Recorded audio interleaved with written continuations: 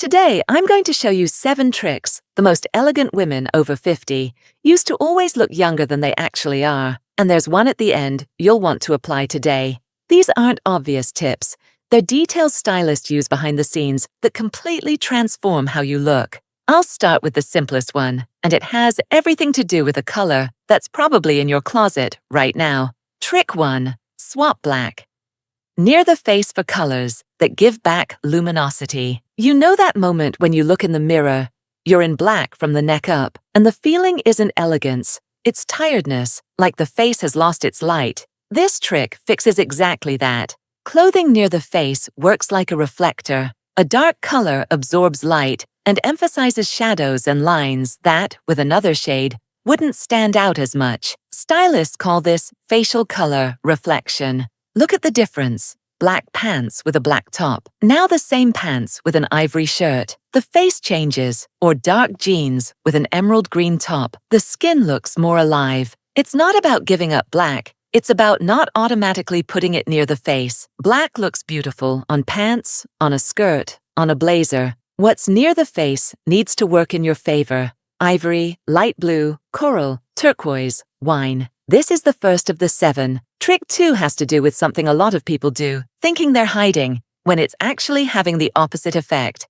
Trick 2. Stop completely hiding the body in loose clothes. There's a belief that circulates a lot and quietly holds back a lot of women over 50. The more clothing covers and loosens, the more the body is preserved. That's not true. When every piece is loose at the same time, the silhouette disappears, and what's left is an image that's visually heavier, not lighter. What stylists do is distribute volume with intention.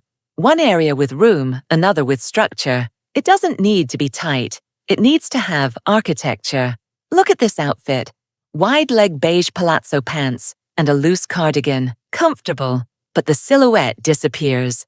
Now swap the cardigan for a ribbed tank tucked into the pants. Same pieces, same comfort. What changed is where the eye finds shape. Just one organized area is enough for the whole look to gain presence. An A-line midi skirt with a fine knit top tucked in. A slightly oversized shirt with straight-leg jeans. The next trick is even subtler and involves a part of the body almost nobody thinks about when putting a look together. But once you understand it, you can't unsee it.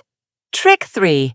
Let wrists, collarbone, or ankles create lightness. Have you ever stood in front of the mirror fully dressed and felt like the look was heavy without knowing why? This is the third of 7, and it solves exactly that. The answer is almost never about swapping the piece. It's about opening small windows of skin at very specific points. Wrists, collarbone, ankles. Look here. Straight charcoal gray pants, a white linen shirt with the sleeves rolled to mid-forearm, nude almond toe slingbacks. The shirt covers everything, but the wrists show, and that alone lightens the entire silhouette. The detail that changes everything. It's not about the amount of skin. It's about where it shows.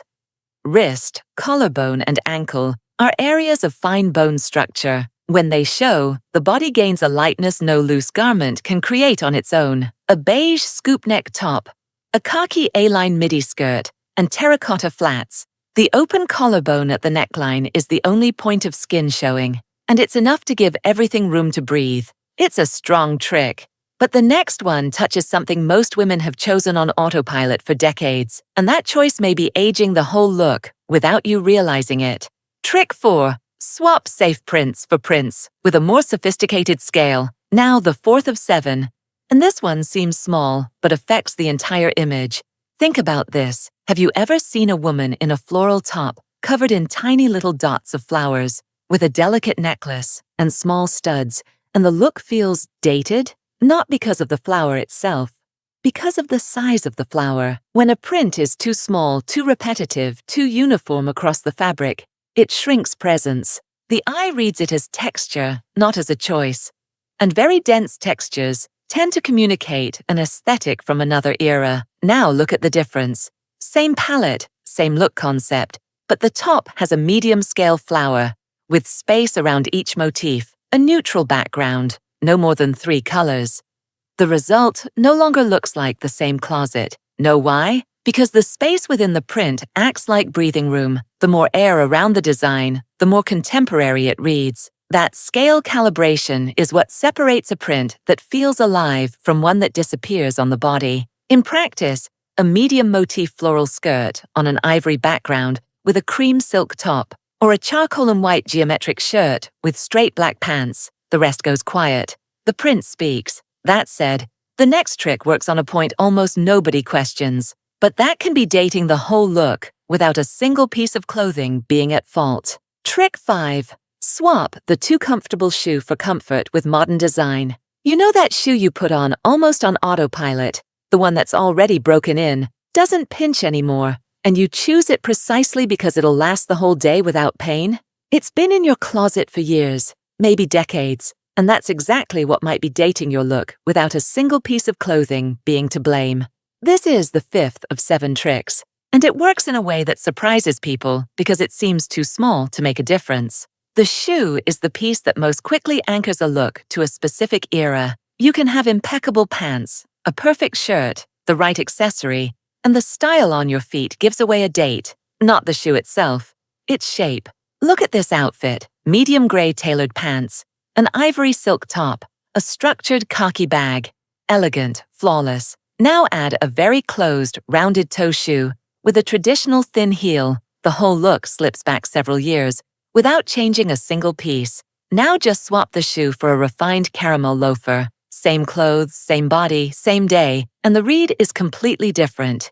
Here's the deciding detail. It's not about height, it's about shape. A low slingback, an almond toe flat, a minimalist urban sneaker, a structured mule with an elongated toe, a block heel, all comfortable. None of them shout, and none of them belong to a distant past.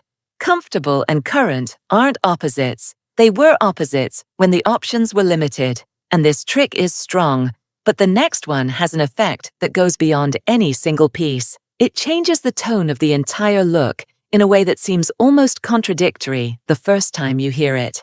Before the next trick, let me tell you something.